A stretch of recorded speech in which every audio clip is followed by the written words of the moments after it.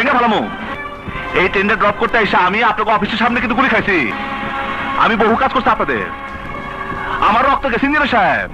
অহনো 1.5 কোটি টাকা বিল বাকি রয়েছে, মিনিস্টার সাহেব করেন। এই কাজটা আমার দিতে হইব, এই কাজ আমি ছাড়বো না।